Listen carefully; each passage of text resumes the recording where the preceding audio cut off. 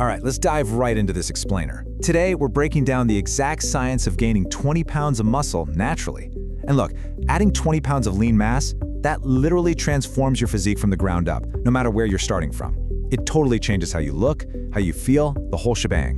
But how do you actually pull it off without wasting years grinding away in the gym? Well, we've got to confront this jarring number right out of the gate.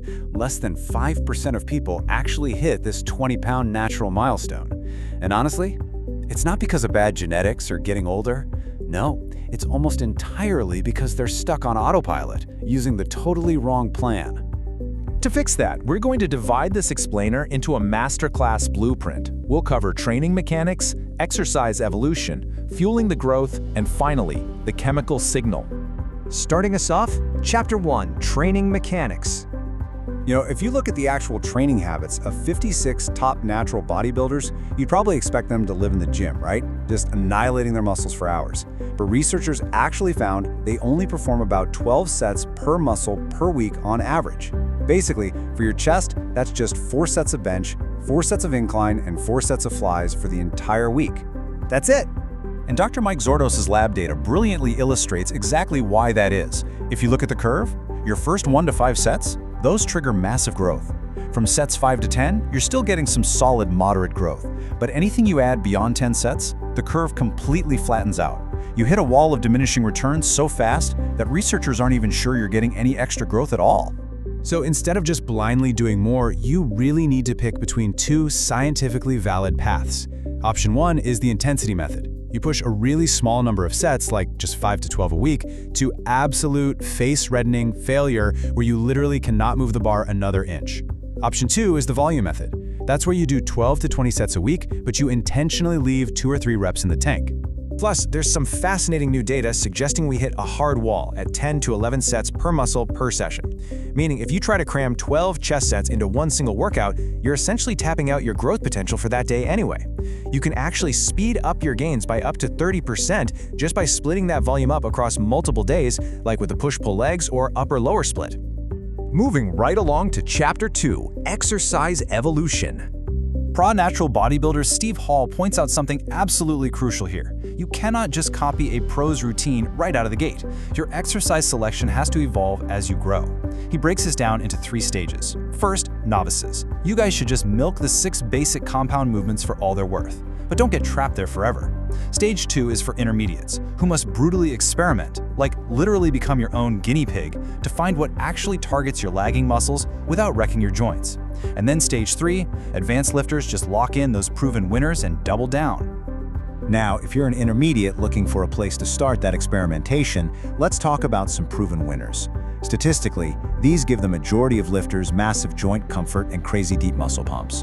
We're talking crossbody cable lateral raises for the delts, skull crushers for the triceps, a converging machine press for your chest, pronated machine rows for the upper back, and hack squats for those quads. All right, on to Chapter 3, Fueling the Growth. Okay, so the physical engine is built.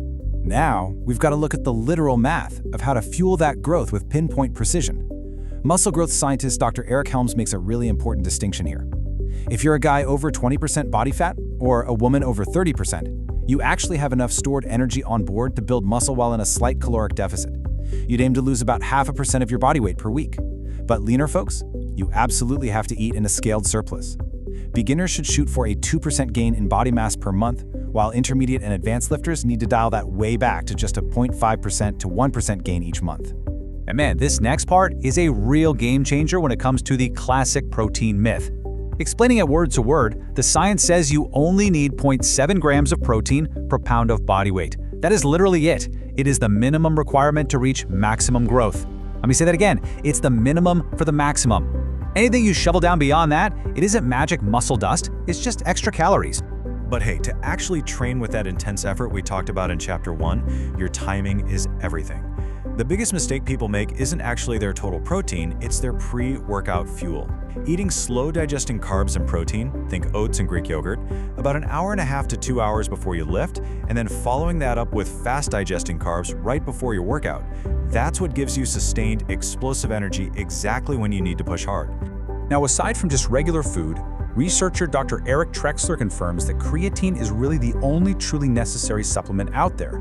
It's capable of slapping a quick 2 to 3 pounds of lean, mostly water-filled mass right onto your frame.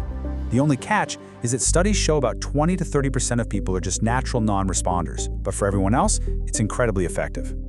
Which brings us to Chapter 4, the chemical signal.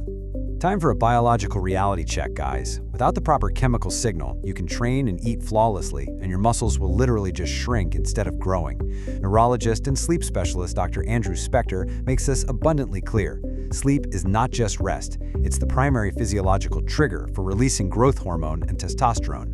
The entire chemical signal your body relies on to rebuild and grow, that whole process happens when you close your eyes. And to explain this word to word based on Dr. Spector's criteria, a dark room does not just mean dim. It literally means you physically cannot see your own hand in front of your face. We are talking absolutely zero LED lights, no glowing device chargers, no street lamps creeping through the blinds. Total blackout. Now, since you probably don't live in a literal underground soundproof bunker, creating this optimal environment is actually surprisingly cheap. It basically means dropping about $15 on a high-quality eye mask and some earplugs.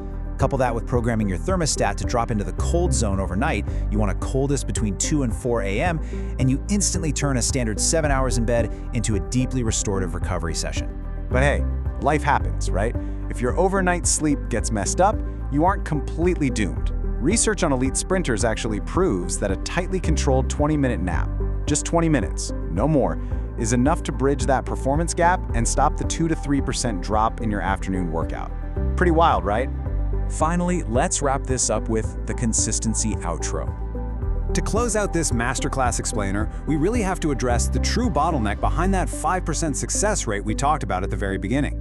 The blueprint is laid out right in front of you. It's a very precise combo of roughly 10 sets of intense training per muscle, dialed-in calorie math, and pitch-black sleep. So, the only question left is this.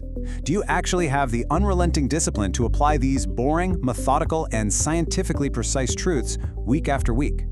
Are you willing to be your own guinea pig and ignore the next shiny fitness trend? The path is right there, you just have to walk it. Thanks for watching. Subscribe our channel, which give us motivation to make better content for you. See you in the next video.